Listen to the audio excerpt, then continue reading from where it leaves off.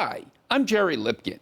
At Valley National Bank, we believe consumers need help understanding the complex banking and financial issues affecting their lives. That's why we're proud to support the programming produced by the Caucus Educational Corporation. Funding for this edition of One-on-One with Steve Adubato has been provided by Summit Medical Group, a physician-owned multi-specialty medical practice serving northern and central New Jersey in 70 locations. New Jersey City University, NJCU, Success Spoken Here, Valley National Bank, MagnaCare, the New Jersey State Nurses Association, and the Institute for Nurses, advocating, positioning, educating NJ's RNs. PSE&G, committed to improving New Jersey's economy and strengthening its communities. And by New Jersey Sharing Network, dedicated to saving lives through organ and tissue donation. This is One-on-One. I'm an equal American just like you are. The jobs of tomorrow are not the jobs of yesterday. Look at this. You got this? Here it is, man. Look at that. Life without dance is boring. When you first heard that they were doing Charlie Rose and Gayle King, didn't you go, what? Do you enjoy talking politics? No. People call me because they feel nobody's paying attention. Our culture, I don't think, has ever been tested the way it's being tested right now. Such a good question. High five. Welcome to a very special edition of One-on-One. I'm Steve Adubato. It is our honor and our pleasure to welcome Randi Zuckerberg, who is the founder and chief executive officer of Zuckerberg Media and the host of Dot Complicated on Sirius XM Radio. Welcome, Randi. Thanks. Usually I'm the one doing the interviewing, so this is a fun change. On the Sirius show? Yes, I'm on Sirius XM on Wednesdays, business radio, and I like to bring on entrepreneurs doing interesting things in tech. But then we talk, the show's called Dot Complicated, so we talk about the great uses of tech, and then we talk about kind of the complicated side of it. How much do you like being on this side of it, asking, listening, following up, learning? I love it. It's the best to interview someone. I feel I'm like a professional listener for a living. I get to spend time with the coolest people in the world for an hour every week and hear their stories. But you know what's so interesting about that? I've often wondered, as I was reading about you, because I think this is the coolest job, right? But being someone with your reputation, with your success in business, are people sometimes intimidated by the fact that you've been so successful? Oh my gosh, you're so nice to say that. I feel like I still have so much that I want to accomplish. Join the club. So hopefully we're all going to live another 100 years in order to accomplish everything. But, you know, I think I try to be just an approachable, regular person. I feel like in my line of work, on one side, I talk about all of the amazing, groundbreaking things happening in technology, but then I go home and I'm just an amateur mom. Describe your family life. I have two little boys. Ages? 5 and almost 2. And I know that they are going to run circles around me in tech. No matter how much I know, no matter how many people bill me a tech expert or a social media expert, those boys are going to run circles around me. Well, and so I'm just like every other parent. Let's talk about that, because I want to talk a little bit about some of the most common mistakes that entrepreneurs, women entrepreneurs make, which you've talked about. Yeah. And they're very powerful and relevant for people watching and follow Randi and learn more. But your background, getting into this, could you give us the, I hate to call it the Reader's Digest or the PBS version of your Facebook experience? Yeah, well, I started my career in marketing and digital marketing at Ogilvy and Mather. It was a happy accident. Little company? Yeah, a little company. Happy accident that I randomly got staffed on interactive marketing, which was a brand new team at that time inside of Ogilvy. And so when my brother was starting his little company, I'm sorry, his first name would be Mark. Actually, you might have heard of him as Randi Zuckerberg's brother. That's often how he's referred. Yes, wears the hoodie sometimes. Yeah, exactly. I'm sorry, I just go ahead. And when he was starting his little company, the Facebook, he decided he needed someone who knew about interactive marketing. And it was because of that happy accident that I got staffed on that team at Ogilvy that I turned out to be such a great fit early on at Facebook. I originally thought I was going to go out to California for 6 months, a year tops. I was New York City snob. Like, life didn't exist outside of New York. 10 years later, public company, 2 children, it was still out in California, and just recently made the move back to New York City. So Silicon Valley, New York City. Do the comparison, do the math. Night and day. I mean, on one hand, Silicon Valley is this incredible place, so intellectual. I mean, you go into any restaurant, any cafe, and you just feel the American dream is alive there, the electricity. On the other hand, though, it's a one industry town. So you go into every cafe, someone has a laptop open, pitching an investor. All tech? All tech. Every conversation is the same, and your friends, your colleagues, it all kind of blends. Whereas in New York City, on the other hand, you have this vibrant city where you're constantly meeting and interacting with people from all over the world, every industry. I could go for weeks without having a conversation about tech with folks in New York. You have to kind of seek out that tech community. So there were some things that were wonderful about being in that idealistic, let's disrupt the world, Silicon Valley. And there were some things I really missed. So when you come back, your passions include entrepreneurship. Yes. And why disproportionately women in entrepreneurship? Because it's obviously technology as well, and being a family person, et cetera, et cetera. But I'm sorry for interrupting, but explain that women in entrepreneurship, and do you think it's different for those of us who are men who see ourselves as entrepreneurs? I think the women in entrepreneurship was something I've come into over the years. You know, I spent a lot of time, Steve, being the only woman in the room in Silicon Valley. Is that right? It's just one of those sad truths of tech, because there were so few women graduating from computer science school programs. There's so few women getting hired into those companies, getting funded. It's a self-perpetuating cycle, and you find yourself in these really weird situations, like at giant tech conferences where the line for the men's room is circling around the building and the women's restroom is empty. And there were times that I would send off an email and I would show up at the meeting and people would be visibly disappointed because they thought Randi was a boy. Is that true? Mm-hmm. They thought Randi was a man that they were going to be meeting with, and you could see visible disappointment in their faces. What about your Randi's face? A woman. Well, I was like, sucker, I got the meeting. No, you didn't. Did you really? Did you learn to anticipate internal, it? that was the internal You're right. dialogue. You didn't manifest that. That's right, I did because not you're more under manifest control. that. But you got used to that. Well, I'm not used to it, but you got used to, you knew you were going to get that. So I got used to putting on that thicker skin of kind of toughening up, of being the woman in the room.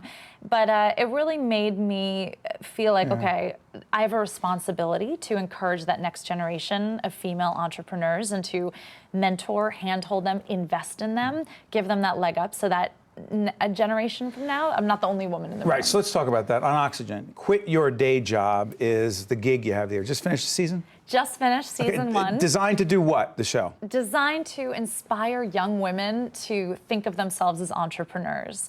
These are the women that you see on this Oxygen show. They are not what you think of in your brain when you think of an entrepreneur in America. These are school teachers, single moms. We have all kinds of ethnic, racial, gender diversity on the show that I think in America's minds, when you think of what an entrepreneur or business person in America looks like, you have an idea in your head. And it's not any of these amazing women. But what's so interesting is you mentioned the 3 most common mistakes that entrepreneurs can wind up making. They don't know their numbers, they don't toot their own horn, and they choose a co-founder with the same skills. Break that down for us. All right, so first of all, I think women walk into the room if they're asking for a raise, if they're negotiating, and they tend to use qualifiers like, I worked hard for this, I deserve this, like, I really want this, and that's great. That makes me want to give someone a hug. It doesn't make me want to open my checkbook Was Sheryl and Sandberg fund them. right on this? Was Sandberg right on the leaning in? Oh, well, definitely. I think women... Because that's not leaning in. Saying, well, I've worked hard and... That's right. No, so what I say women have to do is they have to come in armed with data and statistics. They can't walk in saying, I worked hard, I deserve this, I earned this. They have to say, no, I have elevated our revenue by X percentage. comparable salaries to exactly what I am doing are X. Come in armed Know with the data. numbers. Exactly, because no one can argue with numbers. I can argue with you walking in saying, I worked really hard and I want this. And my opinion is maybe you could have worked harder. That's right. Can't argue the numbers. That's right. Can't argue. So come in with stats and data, and that's something I pushed all of the women on the Oxygen show to walk into the room with. What about tuning your own horn? What about that whole thing about, I coach people in my other life and do a lot of executive leadership coaching, and I found disproportionately that a fair number of women, when I say, why should you become a partner in this law firm or accounting firm, whatever it is, they don't want to talk about themselves. And we men very often talk too much about ourselves. Go ahead. And that's a great example because when By the way, every guy in the control room, everyone in the studio is like, yeah, we do. What is that? It's so funny. When guys come to pitch me about their startup, the first thing they do is walk in the room and tell me how awesome they are. Like, without a doubt, that's the first thing they do. And I'm like, okay, let's move past that to your startup. Women will come into the room, they'll immediately start talking about the company. They don't talk, I mean, it could be the most qualified, amazing, credentialed woman. She won't even talk about herself. So what I always tell women to do if they're uncomfortable bragging about themselves, get a peer group around you who will. For example, I'm part of this awesome group called Women in Tech in New York. Women in Tech in New York City. In New York City. And if there's a great article written about one of the women in the group, they'll email it to the group and say, I don't feel great posting this about myself. Will all of you post this about me? That's a great idea. So get a peer group that'll scream to the rooftops for you. Love it. And the last part on that, because I want to talk about your book before I let you out of here. The last part is getting someone else to co-found who has the same skills. What's up with that? So many women that I see, they pick a co-founder who's their best friend. And that's great. You know, I get it. You want to spend a lot of time with someone. You have to spend a lot of time with someone when you're starting a company. But what happens when you pick someone who has the same skill set as you is you step on each other's toes. Nothing gets done, and there's a big gap in your business. I find men are much better than this. They go into picking a co-founder in a very practical, tactical way. They say, what skills am I missing? Let me fill them with a co-founder. I'd love to see more women do that. Instead of getting into business with their best friend, get into business with the kind of business partner they need. Great advice. Children's book? My children's book, Dot. I mentioned I'm a mom. Look at that. Yeah, Dot, yay. Dot is going to be a children's show in September. I'm so excited on Sprout. Oh, what a great... 52 episodes, and I just love features a spunky girl who's just a tech badass. A tech badass? Yeah, I mean... Modeled after any particular tech badass? I have two little boys. Dot's like the daughter that I never had. But what I love about Dot, she's unapologetically girly. She wears a pink frilly dress. But that girl, she flies drones. She builds robots. She prints stuff on 3D printers. She's like the role model. Biggest takeaway for you, sorry for interrupting, biggest message for young girls to take away from the book is? I think that they can do it all. You can be a girl, you can be a leader, you can be an entrepreneur, you can be a coder. Randi, thank you so much. A compelling interview, a lot of great information. Thank you. Thanks. We'll be right back with One-on-One right after this. To watch more One-on-One with Steve Adubato, find us online and follow us on social media. Hey folks, Steve Adubato here. It is our pleasure to welcome Dr. Robi Ludwig, who is a psychotherapist and author of a book called Your Best Age Is Now. Is that true? Yes, absolutely. Even if someone says, wait a minute, they're lying about their age, some of us are like, yeah, really? You know, you don't want to be that honest. Or we think back, it was better that now? Well, I think for the people who lie about their age, it's because of their concern of how other people will experience their age. I mean, I know that was the case for me. I was on a job interview for television, and they asked me my age. And I told them, this was several years ago. And I remember thinking, I don't think that's legal, but it's not legal. But I told them because I was always honest about my age, but I had a concern. I was like, what will my age mean to them? Will it knock me out of the ballpark? Is this really it? And it really kind of set me on this journey of what midlife means to people, the negative kind of script we subscribe to because of our culture. And I'm so glad I did research and found lots of positive aspects of this time of life. Who'd you talk to? Well, for my book, I talked to Suzanne Summers, I talked to Kathy Lee Gifford, I talked to Hoda Kotb, I talked to Joan London, Kate White, all these amazing women who had a lot of wise, sage information to share about what it's like to arrive at midlife, some of the concerns they had. For Kathy Lee, she's very spiritual. So she talked about how her spiritualism really opened up seeing the world in a different way and finding meaning in a different way, which we know if you find meaning, that's where your mental health comes from, that's where your physical health comes from. But we live in a culture that tells us that youth is where it's at. We have an over-idealization of youth. And so Misplaced? it is misplaced. It is. I mean, I think there's a fantasy subscribed to that if you're young, then you have a lot of possibilities ahead of you. But hold on, before we go any further, why wouldn't we want to tell younger people that? Well, we should. But does that, by the zero-sum mentality, there's only so much to go around, therefore there's not much for those who are of a certain age? That's the problem. So once you leave youth, whenever that time is, the message is it's over for you. It's a time of loss. It's about what you're losing. You're losing your looks. You're losing your mind. You're losing people being interested in you. You're losing your, dare I say, in this business of television, which clearly has nothing to do with your ego. Yeah. That's a joke. Right. You're losing your relevance. Right. People won't notice you. We're losing our sense of being relevant in the world. Yes, and I was talking to this Harvard psychologist, and I said, well, what about when people tell you they stop being recognized, they stop being noticed, and they feel irrelevant? And she said, Robbie, that's true of everybody. And when you think about it, there is a lot of truth to that. Think about the selfies. Everybody documenting everything, which I think can be a great thing. I don't have a problem with telling our youth the future's ahead of them. It is. What I do have a problem with is telling people who are at midlife and beyond that there isn't that same future. Because of science, midlife is really a new time of life. And if we give up on ourselves, which is really the message, then we're wasting this time of life where we're wise, we're more confident in many ways. All of this information was really nowhere to be found. And I wanted people to have this information in a book so they could say, oh my gosh, I'm not decompensating at 45 and beyond. Robbie, let me ask you this. How does what you are saying and the research in this book comport with the whole concept of retiring at whatever age? Because you're talking about the opposite.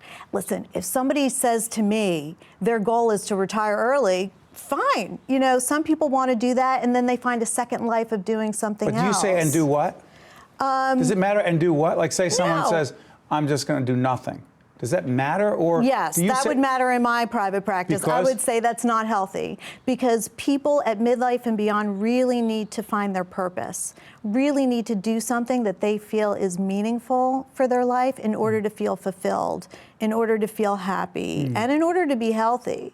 So if someone wants to retire and do something artistically, great. Travel the world, fine. But the economic truth is most of us are not going to be able to do that. And so I think it's really important for corporations to understand, let's not get rid of our older people so fast. What's all the mandatory? I know of some companies there's mandatory retirement at 65 years old. Right. Because I think there's something called salaryism. And also, older workers or people in midlife have to bring their best game. They need to bring their A game because there is this judgment. If you're earning a lot of money and maybe you've gotten a little comfortable, the two is not the two combined together is not a winning combination. How about letting go of stress to create a more balanced life? How? Yeah, well, meditate, exercise. Think about what you're saying to yourself. We really need to edit what we're saying so that if we get overwhelmed, we need to stop and think about the thoughts that we're having. How realistic are they? Are we treating ourselves well? Are we eating right? All of these things really do matter in terms of how good we feel about ourselves. And really about stress management. Are you turning to friends? That's what I talk about we really need to reboot during midlife, and midlife is very similar to adolescence, where it's a stop and pause moment. We want to figure out who we are. And so it's really the time to think about what's good for me, you know, and to pose those questions for yourself so that you're alive and energetic. Listening to music is wonderful. Think about what your younger self would say to your older self, all really important. Adolescents turn to their friends in order to reduce their stress level. That's something adults sometimes forget, the power of touch, the power of friendship, the power of spirituality. All of these things reduce our stress level. How about looking at our love life and our relationships? There's a lot of misconceptions when it comes to relationships, especially for women and men. For example, this is the time that a lot of women initiate divorces. And when you think about midlife crisis, we think about a man choosing a younger woman and leaving their marriage. Not really statistically the case. Women will often look at their relationships, I'm sure men too, and say, can I be happy in this relationship? And if the answer is no, then they often feel like they have enough life ahead of them to make a different choice. Not necessarily what I recommend, but you know, relationships make us feel gratified to love and be loved in the right way. And if you're not getting it, if and you're haven't not gotten it for a long time, yeah, then explore it with a professional, because it's a very complicated process. stop there and someone says, hey, it's just the way it is, leave it alone. This is my lot in life, you say? I say you have to be proactive about what you want and working towards what you want. You can't be passive. You really need to be aggressive towards pursuing the type of relationship you want, the type of work life you want, how you want to look. But I think what we need to know is to not give up on any area of our life, because once we do, once we accept that, then we can anticipate a lot of losses. Self-fulfilling prophecy? I do. I think so. Yes. Once you start saying there's nothing left for me, we make that true. It's called confirmation bias. We tend to make true what we believe is true. You're good. Thank you. Your best age is now, Dr. Robi Ludwig. Great stuff. Thank you so much for helping a lot of people. Appreciate it. Stay with us. We'll be right back right after this. To see more one-on-one with Steve Adubato programs, visit us online at steveadubato.org. If you would like to express an opinion, email us at info@caucusnj.org. Find us on Facebook at facebook.com/Steve Adubato PhD, and follow us on Twitter at Steve Adubato. Steve Adubato here. It is our pleasure here in our caucus studio to welcome our good friend back. Bob Carr is the founder of the Give Something Back Foundation. Bob, in just a little bit around this set in 4 comfortable chairs, one of which you're sitting in, we're going to have 4 leaders of 4 institutions of higher learning. St. Peter's University, Montclair State University, the College of New Jersey, and Rowan University. 4 institutions that your foundation very much connected to. Explain that connection and how you're helping students who will be going to school there in the fall of 2019. Right. We're picking 200 kids, 50 for each of those schools, and we've worked out arrangements with each of those schools to accept 50 of our 9th graders when they become seniors. And so the students that we select, we've selected 78 in New Jersey this spring, and those students will go through their high schools with a college curriculum so that they're ready for college. They have to have a B average. As long as they get a B average and take the right courses, they're going to go to one of these 4 universities and come out in 4 years with no debt, with a bachelor's degree. You know, Bob, I don't want to assume that people seeing us right now have seen the previous interviews we've done with you. We're partnering actually with the Give Something Back Foundation right now to try to spread the word and help people understand why this is so important. How important is this to you, and why did you start this? It's everything to me, because it's such a great way to use time and treasure to change people's lives, change the lives of the families. It's just the most rewarding thing I've ever done. These young people, how are they selected? They're selected by going through a process of completing an application, getting recommendations from teachers, and primarily it's the high school counselors that help drive the students to be active at 9th grade and basically apply for a college scholarship in 9th grade, which is very unusual. Yeah. But we had lots of applicants this year, and I'm sure we'll have more next year because we've added 2 more universities in New Jersey. 2 more in New Jersey? We have, William Patterson and NJIT. We're very excited about that. Tell folks real quickly, how does that happen that you select a university? Do they come to you and say, we want to be part of the Give Something Back Foundation? That happens, plus also we have donors who want to put money into their alma mater and do our program at their alma mater, which is very, very exciting. Now, to be clear, you've been very successful in business. You've written about it. We had you on our one-on-one program talking about that. Powerful lessons. What's the biggest lesson you've learned about, dare I use the word, philanthropy? Money isn't enough. It takes time and effort to invest in making sure that the services that you want delivered are truly delivered properly. And that's the most exciting part of it, too. But money by itself is great, but it has to be deployed properly. And if a person has a real vision about what they want as an outcome, which I very specifically do. Tell folks what that is. What do you want for these young people? I want these young people to graduate in 4 years with no debt, and I want them to give back just like they were the recipients of a great gift. And they do. We've been at this for 15 years now, and our kids are terrific. They give back. They mentor other kids. It's just very exciting, very rewarding. This is incredible work, and I said this to you the last time we talked. I wish that there are people, and I'm confident there are people watching right now, who may not be able to do the exact thing that you've done, but ask themselves, what can I do? How can I give something back? How could I make a difference? And I'm confident you've done that again. As always, thank you for the work you do. Thank you for supporting the work we're doing, and just keep doing what you're doing. It's all good. We're going to do that. Thank you, Bob. Thank you, Steve.